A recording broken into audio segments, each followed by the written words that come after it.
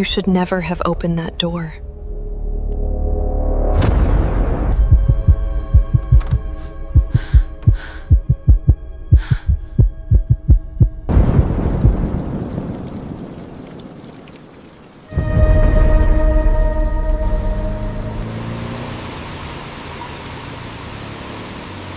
Heavy rain covered the empty road. Emily Carter was driving alone. She had been on the road for hours. There were no cars, no people, only darkness, and the sound of rain. She picked up her phone, no signal. She tried again, nothing. The GPS had already stopped working. Even the radio was silent. She looked outside. Then a road sign appeared through the rain.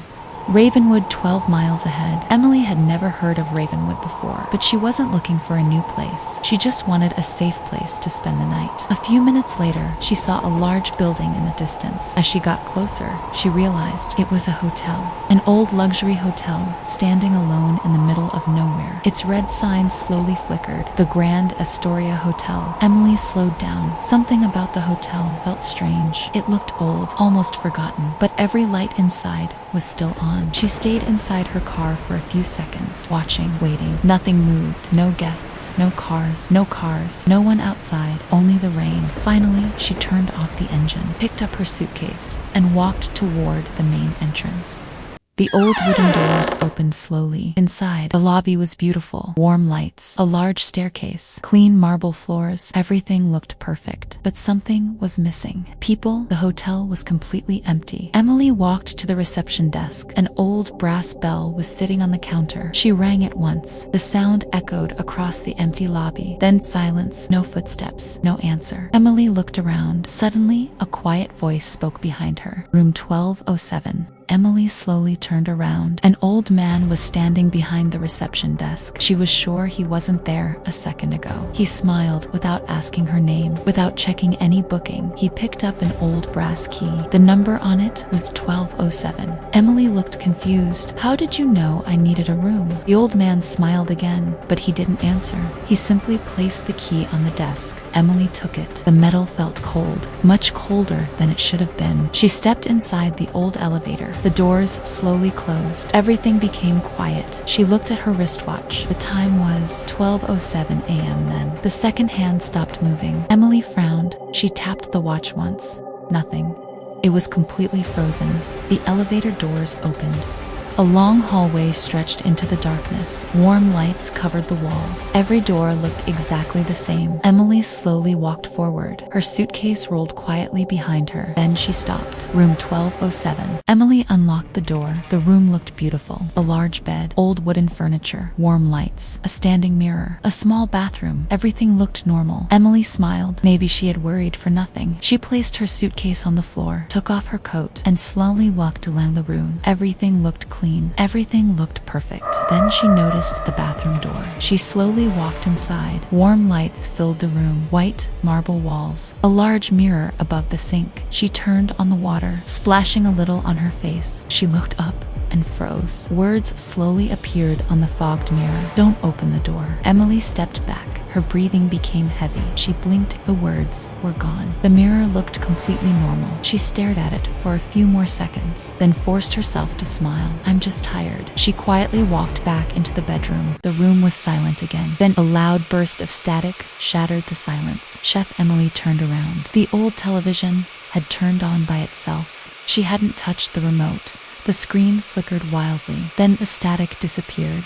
Now the TV was showing room 1207. The same room, the same furniture, the same camera angle, but the room on the TV was completely empty. Emily slowly walked closer. She waved her hand in front of the screen. Nothing happened. The TV still showed an empty room. She waited 1 second, 5 seconds, 10 seconds. Then her heart stopped on the TV. Emily walked into the room, exactly the way she had entered 10 seconds earlier. She slowly stepped back, unable to believe what she was seeing. She whispered, "That's impossible." Emily kept staring at the television. Her hands were shaking. She slowly raised her hand again. Nothing happened. She waited 1 second, 5 seconds, 10 seconds. Then the Emily inside the television raised her hand. Emily's breathing became heavier. She lowered her hand again. The television copied her, always. 10 seconds later, it wasn't showing the past. It wasn't showing the present. It was watching her. Emily slowly stepped closer. Her eyes never left the screen. She reached toward the television, just before her fingers touched the glass. The Emily inside the TV stopped moving. She slowly lifted her head and looked straight at Emily. Emily froze. The woman inside the television shouldn't have been able to see her, but she did. She smiled, a slow, cold, unnatural smile. Suddenly, television exploded with loud static. Emily jumped back. The screen went completely black. Silence filled the room once again. Emily stood there, unable to move. She took a deep breath. I have to leave. She grabbed her suitcase. She noticed the bathroom. The light was still on. She hesitated for a moment. Then she slowly walked inside. The mirror looked completely normal. Emily stood in front of it, trying to calm herself. She slowly raised her hand. Her reflection didn't move. 1 second, 2 seconds. Then, Emily's heart almost stopped. She slowly turned away, but her reflection didn't. It stayed there, watching her. Emily looked back. The reflection smiled, not Emily's smile. Something else, something waiting. Emily screamed and stumbled backward. When she looked again, the smile was gone. Only her own frightened face remained. She didn't wait another second. She grabbed her suitcase, ran out of room 1207, and slammed the door behind her. The hallway was completely silent. No footsteps, no voices, only the soft sound of the old wall lamps. Emily took a deep breath. She looked at the nearest door, 12:5. She kept walking. The next door, 12:7. She frowned. One more step, 0.1 to 11. Emily stopped. She slowly looked back. The first door was no longer 12:05. Now it read 11:99. She blinked. Another door changed. 1300. Emily's breathing became faster. No, she whispered. This can't be happening. She started walking faster. The numbers kept changing. 12:07, 12:11, 11:99, 1300, then 12:07. Again, Emily turned around.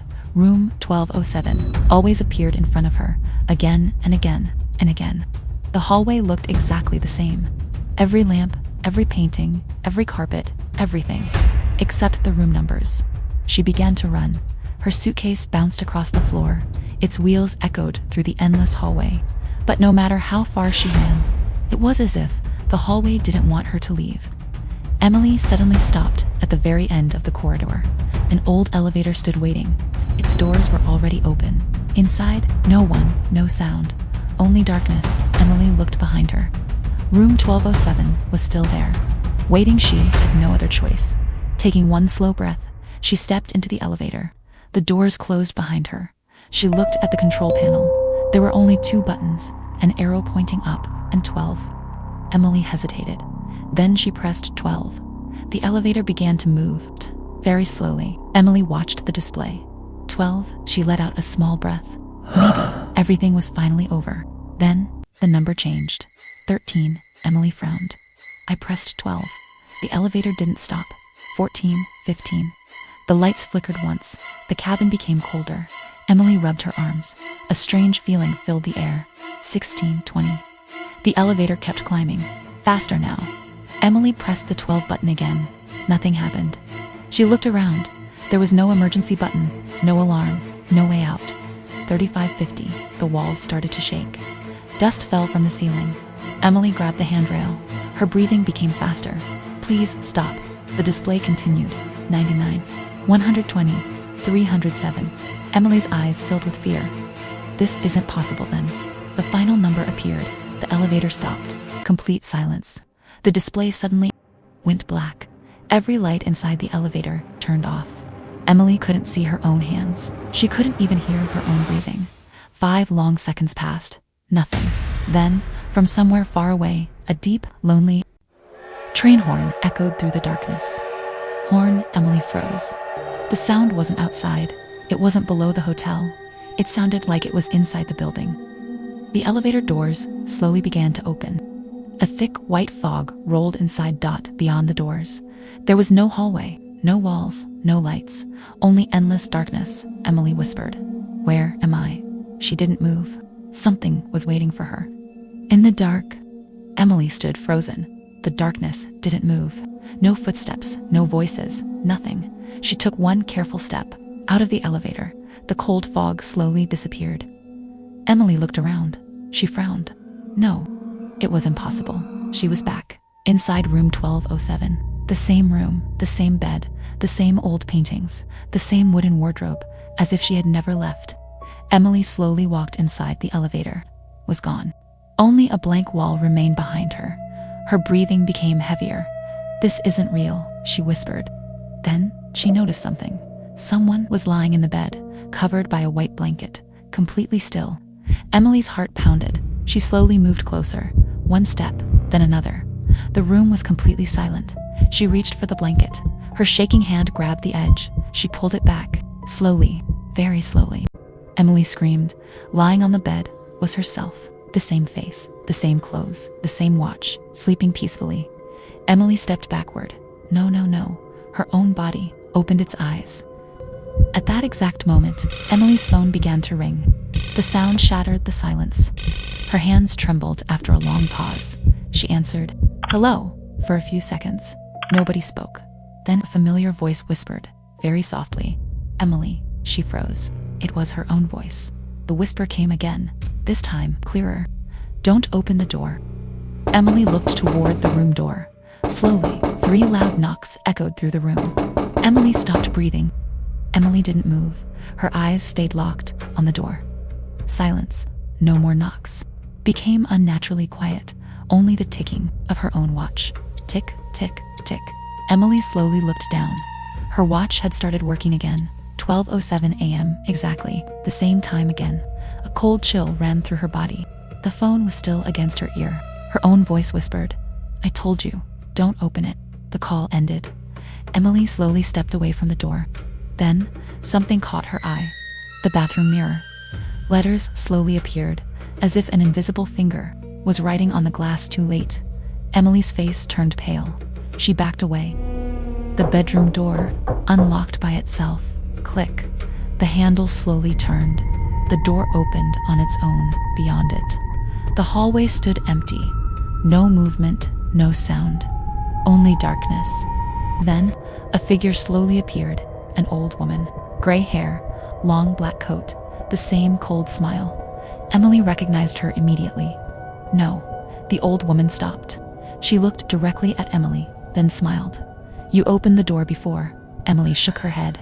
"No, I've never been here." The old woman took one slow step forward. "You just don't remember." The hallway lights flickered. Everything went black. Morning, Emily opened her eyes. She was lying. On wet grass, she stood up. There was no hotel, only an abandoned stone foundation. Broken walls, wild trees, silence. A rusty police sign stood nearby. The Grand Astoria Hotel demolished 27 years ago. Emily stared in disbelief. No, she checked her coat pocket. Something was still inside. The old brass key, room 1207. She slowly looked back, toward the empty forest. Far away, a lonely train horn echoed.